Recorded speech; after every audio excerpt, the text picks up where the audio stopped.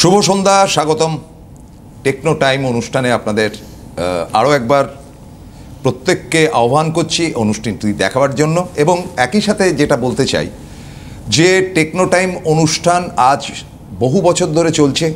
Techno তার পরিকাঠামো change করে ফেলেছে, মানে শিক্ষার পরিকাঠামো যত দিন যাচ্ছে আধুনিক হবেই। এবং আজকে তাদের পুরনো, সবচাইতে পুরনো যে কলেজটি রয়েছে সত্যম রায়চৌধুরীর, সেটা হচ্ছে নেতাজি সুভাষ ইঞ্জিনিয়ারিং কলেজ। এবং এটার প্রাতিষ্ঠানিক দিক যেটা, সেটা শহর কলকাতায়, গড়িয়া থেকে সামান্য দূর। এবং এটা সম্বন্ধে আপনারা অনেকেই জানেন, কিন্তু আজকে আমাদের আলোচ্য বিষয়টা আমরা রাখতে চাইছি মূলত যে মডার্ন এডুকেশন বা সায়েন্স অ্যান্ড টেকনোলজি যে ব্যাপারটা থাকে ভীষণভাবে। এবং আজকের আমরা তো দেখলাম নানান রকম ঘটনা, সম্প্রতি যুদ্ধবিগ্রহ হয়ে গেল, যেমন ইরান, আমেরিকা থেকে শুরু করে ভারত, পাকিস্তান, মানে মারণাস্ত্র হলো আধুনিকতার শেষ সীমায় পৌঁছে গেছে আজকে। কিন্তু টেকনোলজি, সেটার মধ্যে যেমন মেকানিক্যাল ইঞ্জিনিয়ারিং রয়েছে, সেটার মধ্যে আইটির নানান দিক রয়েছে, অ্যাবসলিউটলি নিউ। তো এই মডার্ন টেকনোলজির সঙ্গে টেকনো কতটা সম্পৃক্ত, বিশেষ করে নেতাজি সুভাষ ইঞ্জিনিয়ারিং কলেজ যেটা সুপ্রাচীন, তাই নিয়ে আমাদের আলোচনা করব। আমার বাঁদিকে রয়েছেন professor doctor Chandan Banerjee, head of the department IT sector. নমস্কার, ওয়েলকাম স্যার। এবং আমার ডান দিকে রয়েছেন আমার বহু পুরনো বন্ধু Debashree Dutta, HOD, head of the department placement and others, NEC. তো একেবারেই প্রথমে আমি একটুখানি সংক্ষিপ্তভাবে আপনার কাছে আপনার কলেজ সম্বন্ধে একটু বিবরণ নেব, যদিও সবাই জানে তবুও। হ্যাঁ, সিটিবিএনের সমস্ত দর্শকদের শুভ সন্ধ্যা। প্রথমে জানাই যে নেতাজি সুভাষ ইঞ্জিনিয়ারিং কলেজ, যেমন আপনারা সবাই জানেন, নিউ গড়িয়ায় অবস্থিত এবং কবি সুভাষ মেট্রো স্টেশনের খুব লাগোয়া, 1.5 কিলোমিটার ডিস্টেন্সে আমাদের কলেজ। আমাদের কলেজ 28 বছরের পুরনো কলেজ, 1998-এ স্টার্ট হয়েছিল। ফলে বুঝতেই পাচ্ছেন 28 বছর পেরিয়ে আমরা যে পথ চলছি তার একটা ডিকেড লং লেগাসি আমাদের কলেজের রয়েছে।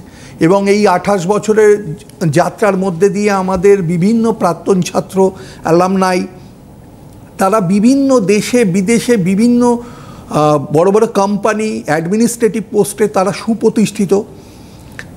তারাও যেমন আমাদের সাথে কোঅপারেট করছে, আমরাও তাদের সাথে কোঅপারেট করি। এই বর্তমান ছাত্রছাত্রীদের আমরা গড়ে তুলছি। আমাদের কলেজে বর্তমানে খুব সংক্ষেপে বলতে গেলে 16টি বিটেক কোর্স আছে। এবছর আরও 2টি নতুন বিটেক কোর্স ইন্ট্রোডিউস হয়েছে, electrical and computer science and computer science and information technology. এই 2টি নতুন বিটেক কোর্স এবছর স্টার্ট হলো। এর বাইরে আমাদের কলেজে ডিপ্লোমা রয়েছে 4টি, এমটেক রয়েছে, এছাড়া আমাদের বিবিএ, বিসিএ, এমসিএ, এমবিএ, এই কোর্সগুলোও আমাদের কলেজে রয়েছে। আমাদের কলেজের আরেকটা খুব প্লাস পয়েন্ট হচ্ছে আমাদের অভিজ্ঞ শিক্ষক মণ্ডলী, মানে আমাদের faculty members experience, more than 70% faculty members আমাদের পিএইচডি ডিগ্রি হোল্ডার্স। এছাড়া আমাদের সবচেয়ে যারা গুরুত্বপূর্ণ পার্ট, সেটা হচ্ছে বর্তমান ছাত্রছাত্রী। সেই বর্তমান ছাত্রছাত্রীদের কিন্তু আমরা এক সময়োপযোগী যা মডার্ন টেকনোলজির সাথে আমরা আপডেট করছি এবং আমাদের পুরনো ছাত্র এবং ইন্ডাস্ট্রি এক্সপার্টদের নিয়ে এসে তাদেরকে কিন্তু আমরা তৈরি করছি। এই সংক্ষেপে আর সবচেয়ে আরেকটি ইম্পর্টেন্ট কথা যেটা আমি বলতে চাই, সেটা হচ্ছে আমাদের কলেজ ন্যাক অ্যাক্রিডিয়েটেড এবং এনবিএ দ্বারা স্বীকৃত। এছাড়া NIRF 2020 র্যাঙ্কিং আছে, আরিয়া র্যাঙ্কিং আছে। দেখুন, এখন কিন্তু ন্যাক অ্যাক্রিডিয়েশন না থাকলে অনেক কলেজে কিন্তু বড় বড় কোম্পানিরা প্লেসমেন্টে আসছে না। সেক্ষেত্রে কিন্তু আমাদের কলেজ কিন্তু ন্যাকের দ্বারা স্বীকৃত। এটা কিন্তু আমাদের কলেজের একটা অহংকার, আমাদের কলেজের দ্বারা আরেকটা অলংকার বলতে পারেন। শ্রাবণ মাস আসতে চললো আর দিন 15 বাদে বাঁককাদে করে সব ভোলে বাবা পার কারেগা বলবেন। কিন্তু আমি জানি না যে কোনো কারণেই হোক জয়েন্ট এন্ট্রান্সের ভোলে বাবা কিন্তু এখনও পার করতে পারিনি, সে রেজাল্টটা আটকে রয়েছে। তো আমি সরাসরি মিস্টার দত্ত আপনার কাছে জিজ্ঞেস করবো যেটা, যে ছাত্রছাত্রীর ভর্তি হওয়ার জায়গায় তো একটা কনফিউশন তৈরি হয়, কারণ আপনারা West Bengal university of technology বা যেটা এখন ম্যাকআউটের আন্ডারে। তো এই যে স্ট্যান্ডার্ড অফ স্টুডেন্টস গত 2 বছর ধরে আমি দেখতে পাচ্ছি যেটা, যে হঠাৎ করে যেন ইঞ্জিনিয়ারিং পড়ার প্রবণতা বেড়ে গেছে, এটা কেন হলো? খুব ভালো প্রশ্ন প্রসন্দা। আমাদের এই প্রোগ্রামটাতে যারা দেখছেন, আমাদের সময় আমি কিছু কথা বলতে চাই, তারপরে আমি আপনার কোশ্চেনে আসছি। এবং আজকের যে টপিক, মেইন যে টপিকটা মডার্নাইজেশন, টেকনোলজির আপডেশন, সেই জায়গাটা ধরে আমি আপনার কোশ্চেনে আসবো। তার আগে বলতে চাই যে আজকের টিচিং লার্নিং প্রসেসটা কিন্তু অনেকটা, যেটা আমরা বলছি ন্যাশনাল এডুকেশন পলিসি NEP 2020 দ্বারা নিয়ন্ত্রিত, এবং সেটা অনেকটা বেশি স্ট্রাকচার্ড। যদিও বা আমরা দেখেছি যে কোভিডের সময় ছাত্রছাত্রীদের একটা যেরকম একটা জায়গায় আমরা চিন্তা করেছিলাম যে তাদের পড়াশোনার ক্ষেত্রে অনেকটা এফেক্ট করেছিল, কারণ সেই পড়াশোনাটা একটু অনলাইন বেসড এবং অনেকটা বই থেকে বেরিয়ে গিয়ে অনলাইনে বিভিন্ন টিউটোরিয়াল, ইউটিউবস, এইগুলোতে আমরা সবথেকে প্রধান অসুবিধা হয় ইঞ্জিনিয়ারিং উইদাউট প্র্যাকটিক্যাল তো হয় না। একদম, এই জায়গাটা হচ্ছে সবথেকে ইম্পর্টেন্ট। তো সেই জায়গাটায় দাঁড়িয়ে আমি আসছি যে ওই সময়টায় ভেবেছিলাম যে আমরা হয়তো কোপ আপ করতে পারবো না, কিন্তু আপনি যে জায়গা থেকে শুরু করেছিলেন টেকনোলজি, সেই টেকনোলজিতে কিন্তু আজকে ইঞ্জিনিয়ারিং কলেজে আমরা সাকসেস। যে 2020-তে আমাদের কোভিড শুরু হয়েছিল, আমরা ভেবেছিলাম হয়তো সেখানে ইন্ডাস্ট্রি রিকোয়ারমেন্টটা কম হয়ে যাবে, স্টুডেন্টদের চাকরি কম হবে, কিন্তু সেই সময় দেখা গেছে যে উল্টো, তখন কিছু চাকরি স্কোপ বেড়েছে। তখন মেডিকেল ইন্ডাস্ট্রিটা এতভাবে ফ্লারিশ করেছে, অনলাইনের ক্ষেত্রে এতভাবে বিভিন্ন স্টুডেন্টদের চাকরি স্কোপ তৈরি হয়েছে। তো এই জায়গা কিন্তু কোনোদিনই বন্ধ হয়নি, টেকনোলজি দিনের পর দিন আপডেট হয়েছে। নেতাজি সুভাষ ইঞ্জিনিয়ারিং কলেজের প্লাস পয়েন্ট, যেটা আমার বন্ধু প্রফেসর ব্যানার্জি এটা বললেন, তার সঙ্গে এটা আমি অ্যাড করব। আমাদের কলেজের আরেকটা বিশেষ জায়গা হচ্ছে আমাদের কলেজের ফ্যাকাল্টি রিটেনশন। আমাদের কলেজে যারা ফ্যাকাল্টি আছেন তারা প্রায় 15 বছর হচ্ছে অন অ্যান অ্যাভারেজ তাদের হচ্ছে টিচিং এক্সপিরিয়েন্স। তো এইটা একটা খুব বড় ব্যাপার, এবং সবাই ইন্ডাস্ট্রিতে এখন হচ্ছে ইন্ডাস্ট্রির সার্টিফিকেশন, আমাদের ফ্যাকাল্টিরাও নিজেদেরকে প্রচুরভাবে আপডেট করছেন এবং নিজেরা সার্টিফিকেশন করছেন বিভিন্ন জায়গায় গিয়ে ইন্ডাস্ট্রির সঙ্গে। তো লেটেস্ট টেকনোলজিতে যেখানে বিভিন্ন ল্যাবরেটরিতে যে ধরনের কাজগুলো হচ্ছে, সেই কাজগুলোতে যদি আমরা নিজেরা যদি না করে ভালো করে জানি, তো আমরা স্টুডেন্টদের কিন্তু সেটা শেখাতে পারবো। স্বাভাবিক। তো আমাদের যে নতুন মানে আমি কি বলবো, আমাদের অনারেবল MD স্যার আজকে আমাদের জন্য কিন্তু মানে আমাদের ল্যাবের ইকুইপমেন্টে কোনো কমই রাখেনি। উনি লেটেস্ট ধরনের যত রকম মানে টেকনিক্যাল যে যন্ত্রপাতিগুলো হয়, তো সেইগুলো কিন্তু উনি দিয়েছেন। আমাদের যে কম্পিউটার যে মেশিন, সেটা হচ্ছে আপডেটেড মেশিন, এবং লাইসেন্স হচ্ছে আমাদের স্টুডেন্ট লাইসেন্স, কোনো ক্র্যাক ভার্সান না, অরিজিনাল ভার্সান। তো সেইগুলো যখন দিয়েছেন, এবং সেই ধরনের আমাদের ফ্যাকাল্টিরা আছেন যারা ওইগুলোর সঙ্গে ওই নতুন লেটেস্ট টেকনোলজিকে অ্যাডাপ্ট করেছে এবং স্টুডেন্টদেরকে সেগুলোকে করতে সাহায্য করছে। আপনি তো আইটির হেড অফ দ্য ডিপার্টমেন্ট, তো আজকের এই যে AI যেটা আসছে, আর্টিফিশিয়াল ইন্টেলিজেন্সি, তো এই যে কোভিডের টাইমে যদি AI পুরোদস্তুর কাজ করতো, তাহলে তো ল্যাবরেটরিরও দরকার হতো না। মানে তখন ল্যাবরেটরি বা ইয়েগুলোও তো ঘরে বসেই করা যেত। কি মনে করছেন এই যে মানে এক্সট্রাঅর্ডিনারি টেকনোলজি, তার নেগেটিভ দিক প্রচুর আছে, কিন্তু পজিটিভটাই আলোচনা করি। হ্যাঁ দেখুন, সেই সময় যে ল্যাব করা যায়নি তা না, সেই সময়ও কিন্তু খুব সুন্দরভাবে ল্যাব করা গেছে। আসলে এখন তো আমি ল্যাব করা গেলেও মেকানিক্যাল সিভিলের ক্ষেত্রে অসুবিধা হয়েছে। মেকানিক্যাল সিভিলের ক্ষেত্রে কিছুটা হয়েছে। আমি আইটির সিএসসি এবং আইটির ক্ষেত্রে আমি বলছি আমাদের খুব একটা অসুবিধা হয়নি, কিন্তু মেকানিক্যাল সিভিলের ক্ষেত্রে যেটা হাতে কলমে যে ব্যাপারটা, সেটা আপনি যেটা বলছেন একদম AI এর যে বর্তমান যে টুলসগুলো রয়েছে, সেগুলো যদি তখন সেই সময় আরও আপডেটেড ভার্সন পাওয়া যেত, হয়তো আরও ভালো করে ল্যাব করানো যেত। কিন্তু এই বর্তমানেও যে টুলসগুলি অ্যাভেলেবেল বা যেভাবে AI নিজের প্রসার করেছে বা বিস্তার করেছে, তা দিয়ে কিন্তু ভবিষ্যৎটা মনে হচ্ছে আমাদের AI ML এর ওপরই ডিপেন্ড করতে হবে। এই প্রসঙ্গে আমি একটু কথা বলে রাখি প্রসন্দা, যে দেখুন কম্পিউটার সায়েন্স অ্যান্ড ইঞ্জিনিয়ারিং আর আমাদের আছে ইনফরমেশন টেকনোলজি, এই ব্যাপারটা একটু বলছি। এর কম্পিউটার সায়েন্স অ্যান্ড ইঞ্জিনিয়ারিং যেমন আমাদের কলেজে রয়েছে, এর সাথে computer science and engineering AI ML রয়েছে উইথ স্পেশালাইজেশন, তার সাথে আমাদের IT রয়েছে। যেটা বলার আছে, কম্পিউটার সায়েন্স অ্যান্ড ইঞ্জিনিয়ারিং এবং আইটি সিলেবাসের মধ্যে কিন্তু কোনো ডিফারেন্স নেই।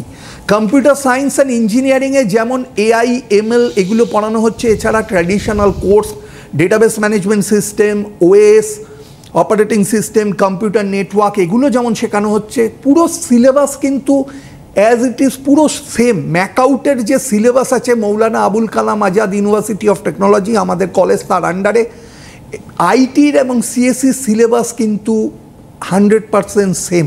শুধু একটি সাবজেক্ট আছে যেটা আইটির ছেলেরা একটা সেমিস্টার আগে পড়ে আর সিএসসির ছেলেরা একটা সেমিস্টার পরে পড়ে। এছাড়া কিন্তু আইটিতেও এআই, এমএল বা আধুনিক যা যা সাবজেক্ট আছে, cloud computing, database management system, প্রতিটা সাবজেক্টই কিন্তু পড়ানো হয়। যেগুলো এআই, এমএলএও পড়ানো হচ্ছে, যেটা স্পেশালাইজ বিটেক, তার সাথে কিছু এমবেডেড সিস্টেমস, কিছু এক্সট্রা টুলস বলতে পারেন যেগুলো এআইএমএলে শেখানো হয়। ফলে বর্তমান যে সামনের যে ভবিষ্যৎ, নিয়ার ফিউচার আমরা যেটা বলি, সেটা কিন্তু আপনি যেমন বললেন এটা অনেকটাই এআই ডিপেন্ডেন্ট হয়ে যাবে, থাকছেই তার সঙ্গে। হ্যাঁ, এগুলো এই টুলসগুলো তো রয়েছেই, কিন্তু আমরা যেটা বলতে চাইছি কি করে এই টুলসগুলো ডেভেলপ করো সেগুলো শেখাবো। এই টুলসগুলোতে ইউজ সবাই করছে, ইউজ করলে কিন্তু আমি বলবো তার নেগেটিভ এফেক্টটা বেশি। ইউজ করব, কিন্তু আমাদের স্টুডেন্টসদের মেন শেখানো হচ্ছে এই ইউজটা কী করে আরও এফিশিয়েন্ট ওয়েতে করব এবং এই টুলসগুলো কী করে আমাদের ছেলেরা নিজেরা ডেভেলপ করবে, সেটা কিন্তু আমরা তার উপর কিন্তু ভীষণভাবে জোর। এটা তো মানবেন যে এখন টেকনোলজিক্যাল ওয়ার চলছে, এ তো নিঃসন্দেহে। আমি আমার ইন্ডিয়াতে বসে এখান থেকে একটা মিসাইল ছাড়বো, গিয়ে ইরানে পড়লো কি আরও দূরে গিয়ে পড়ছে, তাই তো হচ্ছে। তো সেই টেকনোলজির লেভেলে যে চলে গেছে, আপনার ছাত্ররা সেটা কতটা অ্যাডাপ্ট করতে পারছে? না, ছাত্ররা ভীষণভাবে অ্যাডাপ্ট। আমি বলছি না যুদ্ধ বিগ্রহের শিক্ষা আপনার ওখানে হয়, আমি বলছি যে মডার্ন টেকনোলজির ব্যাপার। না, টেকনোলজির এন্ড থেকে যদি দেখি, আমি বলছি এই দেখুন, এখন তো স্কুলেও কম্পিউটার সায়েন্স এসে গেছে, সেখান থেকেও ছেলেমেয়েরা আসছে, প্লাস আমরা কিন্তু একদম ফ্রম স্ক্র্যাচ থেকে স্টার্ট করছি ছেলে মেয়েদের শেখানো, এবং ছাত্রছাত্রীরা কিন্তু সেটা খুব ভালোভাবে তারা অ্যাডাপ্ট করে নিচ্ছে। এবং সবচেয়ে বড় কথা, এই যে টুলসগুলো তৈরি করা, ডেভেলপ করা এবং তার ইমপ্লিমেন্টেশন করা এফেক্টিভলি, সেটা কিন্তু আমাদের ছেলেমেয়েরা খুব ভালোভাবে করছে, এবং যার থ্রুতে কিন্তু আমাদের এই শেখার ফলে আমাদের ছেলেমেয়েরা কিন্তু খুব ভালো ভালো কোম্পানিতে বিভিন্ন উচ্চ পদে তারা কিন্তু চাকরি পাচ্ছে, যেটা কিন্তু আমাদের একটা খুব গর্বের ব্যাপার। একটা জিনিস জিজ্ঞেস করবো মিস্টার দত্ত, যে ধরুন বড় বড় গুগলস থেকে শুরু করে সমস্ত ইন্টারন্যাশনাল যে ফার্মগুলো রয়েছে বিশ্বব্যাপী, এবং এদের একটা গুণ রয়েছে যে বিভিন্ন দেশের তাদেরই লোকজন তারা রিক্রুট করছে। তো এরকম ধরনের বড় বড় ফার্ম যেগুলো রয়েছে, তারপরে ধরুন এখানে রয়েছে টিসিএস থেকে শুরু করে ক্যাপজেমিনি, কগনিজেন্ট, আমাদের তো এখন এতেই নিউটাউনেই সমস্ত চলে এসছে। তো কীরকম এখানে আপনাদের চাকরি কীরকম পাচ্ছে, কীরকম? দেখুন, আসলে স্টুডেন্টরা যখন প্রথমে কলেজে ভর্তি হয়, তাদের তো প্রচুর বিভিন্ন জায়গা থেকে তারা আসে, স্টেটের বিভিন্ন প্রান্ত থেকে, দেশের বিভিন্ন প্রান্ত থেকে। তো এসে তারা ইঞ্জিনিয়ারিংটা হচ্ছে তাদের একটা শিক্ষা, সেটা ওরা পড়বে, এবং সবারই স্বপ্ন থাকে যে আমি চাকরি করব, ম্যাক্সিমাম স্টুডেন্টের, প্রায় ধরুন 99% স্টুডেন্ট। তো এই ধরনের যে কোম্পানিগুলো আপনি বললেন, ফার্স্ট কথা হচ্ছে কিছু কোম্পানি যেগুলো রয়েছে মাল্টিন্যাশনাল, সেগুলো তো হচ্ছে আমাদের অলরেডি তারা ক্যাম্পাস প্লেসমেন্টে আসে, তো সুতরাং চাকরি পেতে তাদের খুব একটা অসুবিধা হয় না। সেক্ষেত্রে কিছু কোর্স আছে এই চাকরিগুলো পাওয়ার ক্ষেত্রে, শুধুমাত্র তো পড়াশোনাটার সঙ্গে সঙ্গে আমরা যেটা বেশি জোর দিই সেটা হচ্ছে আপনি যেটা বলছিলেন, সেটা হচ্ছে প্রজেক্ট, রিয়েলিস্টিক প্রজেক্ট।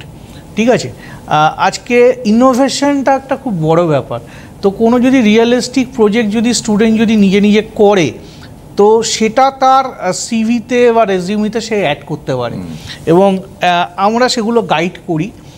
আর লিঙ্কডইন, বিভিন্ন রকম এরকম প্ল্যাটফর্ম আছে যেখানে তুমি যখন টেকনোলজিটাকে আপডেট করছো, তোমার কাজগুলো, লেটেস্ট যে কাজগুলো, সেগুলো ওখানে তোমরা আপডেট করতে পারো।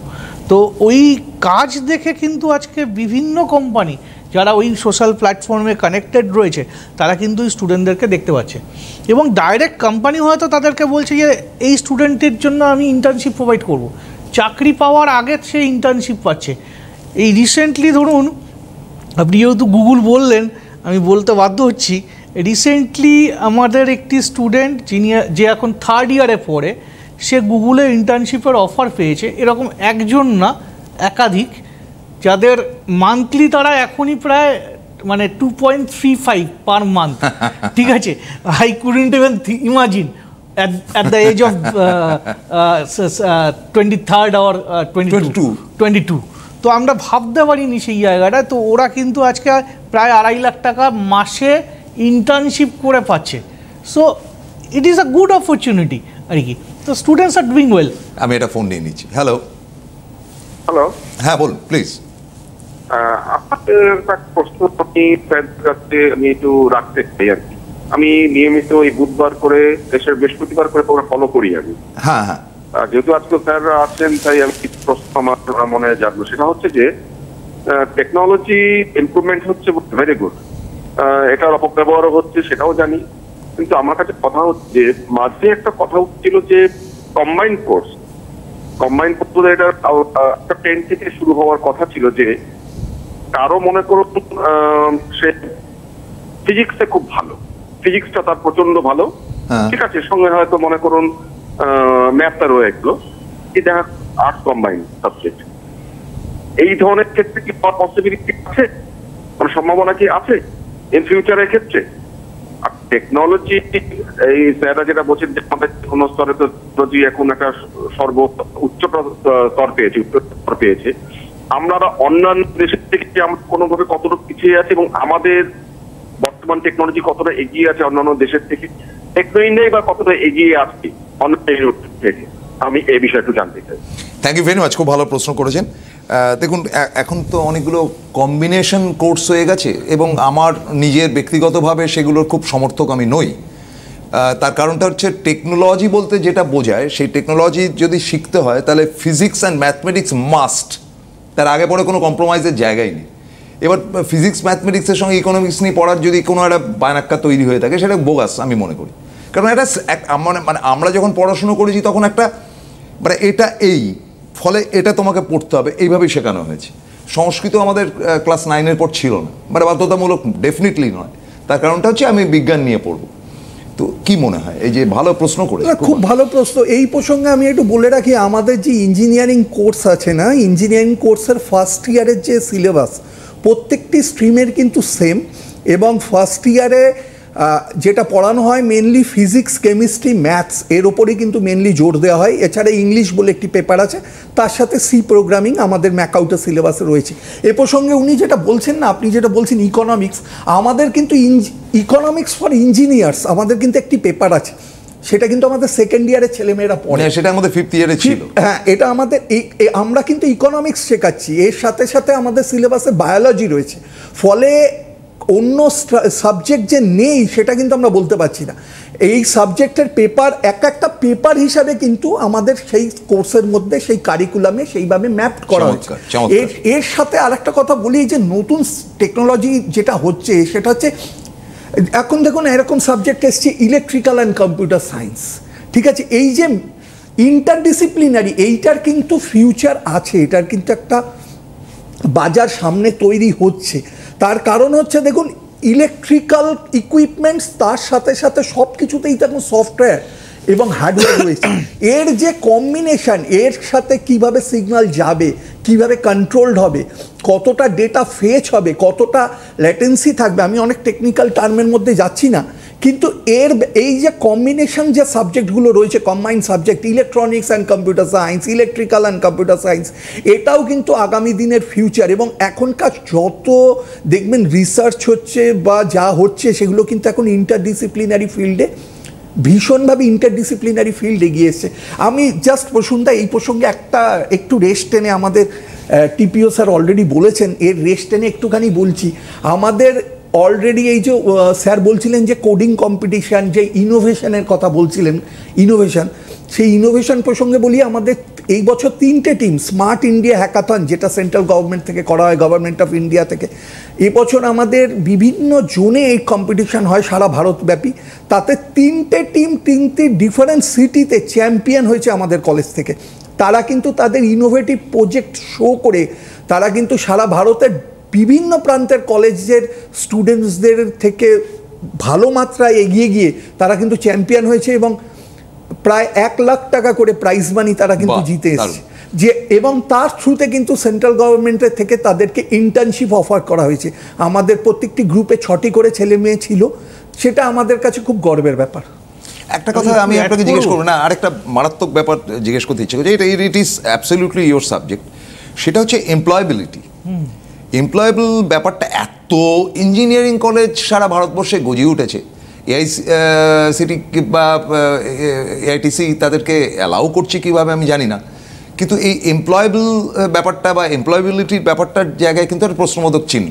সেখানে টেকনো ইন্ডিয়ার একটা সুনাম রয়েছে বাজারে, যে হ্যাঁ ঠিক আছে, Techno India is a group যাদের ওখানে পড়াশোনাটা হয়, চাকরিও পাওয়া যায়। কি বলবেন? টু বি প্রিসাইজ প্রসুন্দা, আমি একদম স্ট্যাটিস্টিক্স বলছি, লাস্ট ইয়ার আমাদের placement was 92% with a highest package of 62 LPA। আর এটা হচ্ছে স্ট্যাটিস্টিক্স তথ্য।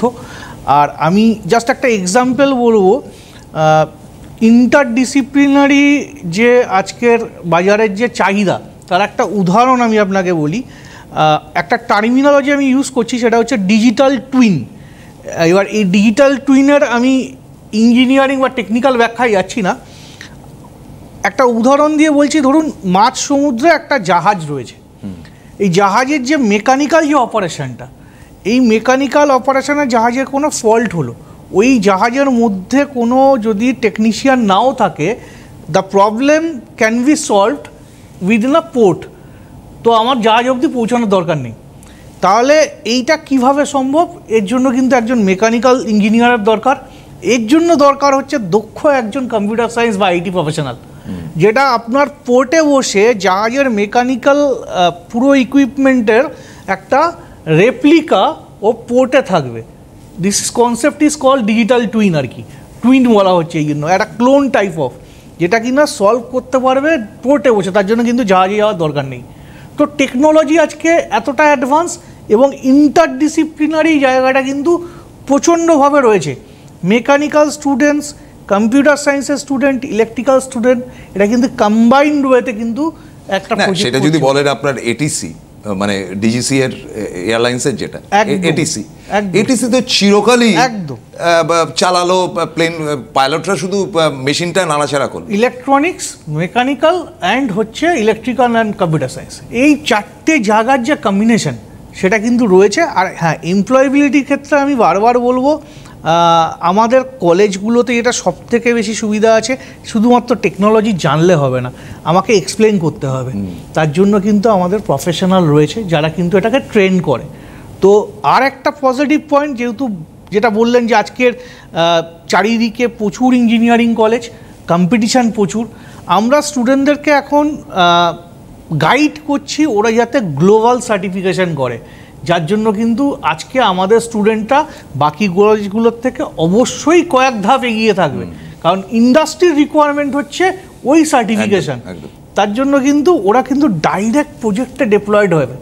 তো সুতরাং ট্রেনিং যা আছে সেটা তো আপনি ভালো বলতে পারেন, একদম টোটালটাই হচ্ছে এই জায়গাটা আমরা কলেজে কিন্তু করে থাকি, যাতে ওই গ্লোবাল সার্টিফিকেশনগুলো করতে ওদের সুবিধা হয়। তাহলে ব্যাপারটা যেটা দাঁড়ালো যে টেকনো ইন্ডিয়া তার সুনামের সঙ্গে আনএমপ্লয়েবল ব্যাপার বা এমপ্লয়েবিলিটির জায়গায় যে প্রশ্ন উঠেছে, মানে এটা তো একটা ইয়ে বেরোয়, তার সার্টিফাইড যে মেটেরিয়াল বেরোয় আমাদের ভারতবর্ষের দিক থেকে বলুন বা যে কোনো দিক থেকে বলুন, সেখানে তারা দাবি করছেন যে আমাদের এখানে দায়িত্বের সঙ্গে 92% চটজলদি কলেজে থাকাকালীনই চাকরি পেয়ে যাচ্ছে, মানে সার্টিফিকেট পাওয়ার আগে। তারপরে তো বাকিরা পাচ্ছে, এক একজন একাধিকও পাচ্ছে। একদম একদম। তো আমার একেবারে পরিশেষে যেই জিনিসটা জানতে ইচ্ছা করে যে দেখুন মডেল, এখন তো বিভিন্ন ভালো ইঞ্জিনিয়ারিং কলেজে সারা বিশ্বের, আপনার এখানকার বলছি না, আমি বিদেশ নিয়েও বলছি, যে তারা নানা রকম মডেল বার করছে যেটা ওয়ার্ল্ড ওয়াইড তারা সেটাকে ডেমনস্ট্রেট করতে পারছে বা সেটাকে তুলে ধরতে পারছে। সেরকম ধরনের কিছু করছেন কি? হ্যাঁ, আমাদের তো যেটা আমাদের যেমন ছেলেবেলা সায়েন্স এক্সিবিশন ছিল, একদম। এখন দেখুন সেই সায়েন্স এক্সিবিশন থেকে বেরিয়ে এখন যেটা নতুন এসছে সেটা হচ্ছে বিভিন্ন কোডিং কম্পিটিশান, এবং যেটা এখন রিসেন্ট ট্রেন্ডে চলছে সেটা হচ্ছে হ্যাকাথন। হ্যাকাথন, হ্যাঁ, হ্যাকাথন হ্যাকাথন হচ্ছে। একটা কোডিং কম্পিটিশন, একটা কোনো মডেল বা একটা ইনোভেশনকে শোকেস করা, নতুন কিছু আইডিয়া সেটাকে ইমপ্লিমেন্ট করা, সেটাই এই হ্যাকাথন কম্পিটিশন কিন্তু এখন স্টেট লেভেল, ন্যাশনাল লেভেল এবং ওয়ার্ল্ড ওয়াইড চলছে। এবং আমাদের ছেলেমেয়েরা কিন্তু প্রত্যেকটি এই কোডিং কম্পিটিশন বলুন বা এই মডেল তৈরি, আপনি যেটা বলছেন প্রোটোটাইপ তৈরি, এটাই কিন্তু আমাদের ছেলেমেয়েরা সমস্ত হ্যাকাথনে পার্টিসিপেট করছে এবং ডিফারেন্ট হ্যাকাথনে ডিফারেন্ট মানে পজিশন তারা কিন্তু অর্জন করছে, যেটা আমাদের কাছে খুব গর্বের। যেমন আপনাকে আমি অলরেডি বললাম স্মার্ট ইন্ডিয়া হ্যাকাথনের কথা। এর বাইরে আমাদের একটা কথা বলি, আপনি যে বলছেন IEEEর আমাদের ওয়ার্ল্ড ওয়াইজ রেকগনাইজ অর্গানাইজেশন, সেই IEEEর আমাদের স্টুডেন্ট চ্যাপ্টার আছে, যার থ্রুতে কিন্তু ছেলেমেয়েরা ইনোভেশনে পার্টিসিপেট করছে। এই computer science, computer intelligence society, এই সাবজেক্টগুলোর আমাদের স্টুডেন্ট চ্যাপ্টার আছে এবং তাই সেই চ্যাপ্টারের তাদের ইনোভেশন শোকেস করে তারা কিন্তু ইন্টার্নশিপ অর্জন করছে। সবচেয়ে ইন্টারেস্টিং কথা হচ্ছে এই বছর আমাদের IT ফার্স্ট ইয়ারে 4টি ছেলে ফার্স্ট ইয়ারের স্টুডেন্ট, তারা কিন্তু IEEE থ্রুতে বাইরে ইন্টার্নশিপ পেয়েছে, তাদের কিন্তু এই ইনোভেশনের স্কিলটা তারা শোকেস করে, যেটা আমাদের কাছে মানে খুবই ভালো ব্যাপার এবং বাকি স্টুডেন্টসদেরও কিন্তু এটা ভীষণভাবে এনকারেজ করছে। ফলে এখনকার দিনেও কিন্তু ইনোভেশন, আপনি যেটা বলছেন মডেল, প্রোটোটাইপ, এটা কিন্তু আজকালকার দিনের একটা খুব রিসেন্ট ট্রেন্ড এবং এটাই কিন্তু এখন চাহিদা এবং যেটার সাথে আমাদের স্টুডেন্টরা কিন্তু তাল মিলিয়ে এগিয়ে যাচ্ছে। এখানে একটা ছোট প্রশ্ন করে নিচ্ছি আপনাকে, একদম হাতে সময় খুব কম, সেটা হচ্ছে যে অনেক ভালো ছাত্রছাত্রী পয়সা দিতে পারে না, তাদের জন্য কি কোনো আমাদের এখানে অনেকগুলো স্কলারশিপ রয়েছে, তার মধ্যে স্বামী বিবেকানন্দ স্কলারশিপটা খুবই ইম্পর্ট্যান্ট। তো এছাড়াও আপনারা যদি আমাদের ওয়েবসাইটে যান তাহলেও তথ্য পাবেন, যেখান থেকে কিনা প্রচুর মানে শুধুমাত্র একটা না একাধিক স্কলারশিপ রয়েছে। তো কোনো স্টুডেন্টের সেগুলো কোনো অসুবিধা হবে না, স্টুডেন্টরা কিন্তু যারা মেধা রয়েছে সে কিন্তু স্কলারশিপ অবশ্যই পাবে, তার কোনো প্রবলেম হবে না। প্রায় 17টি স্কলারশিপ এমনি রয়েছে, এর বাইরেও কিছু প্রাইভেট স্কলারশিপ রয়েছে। আচ্ছা, আরেকটা ব্যাপার হচ্ছে যে ধরুন জয়েন্টের রেজাল্ট বেরোতে দেরি হচ্ছে, তাই আমার ধরুন কেউ যারা অনুষ্ঠান দেখছেন নেতাজিতে তাদের নাম লিখিয়ে রাখার কোনো ব্যবস্থা আছে? নাম লিখে তারা আসুক আমাদের ক্যাম্পাসে এসে, তারা আমাদের অ্যাডমিশন সেল আছে তাদের সাথে কথা বলুক এবং অ্যাজ পার গভর্নমেন্ট রুলও কিন্তু আমাদের কিছু ডাইরেক্ট অ্যাডমিশনেরও ব্যবস্থা আছে। তারা যদি আমাদের কলেজে এসে ক্যাম্পাস ভিজিট করে বা প্রথমে আপনারা NSCC.ac.in আমাদের যে ওয়েবসাইট আছে সেইটা ভালো করে দেখুন, তারপর আমাদের হেল্পলাইনে কথা বলে একটা অ্যাপয়েন্টমেন্ট করে আমাদের কলেজের ক্যাম্পাসে চলে আসুন। 7 ডেজ কিন্তু আমাদের কলেজ ওপেন, এই মোমেন্টে অ্যাডমিশন সেল ওপেন।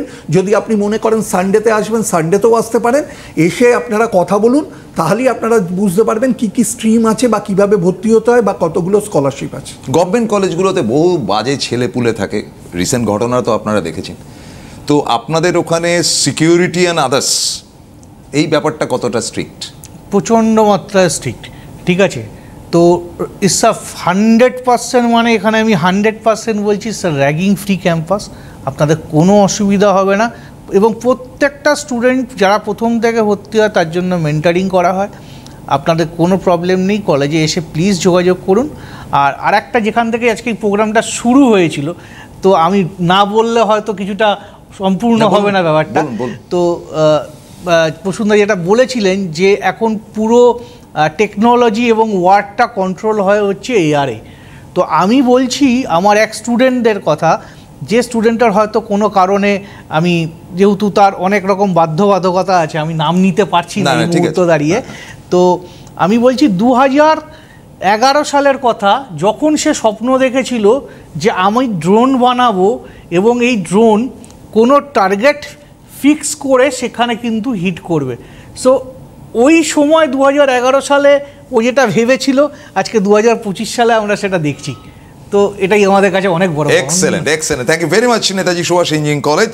আপনাদের দুজনকে কৃতজ্ঞতা এবং ধন্যবাদ জানিয়ে ফের আরেকবার আসবার অনুরোধ জানিয়ে শেষ করছি। থ্যাংক ইউ, নমস্কার।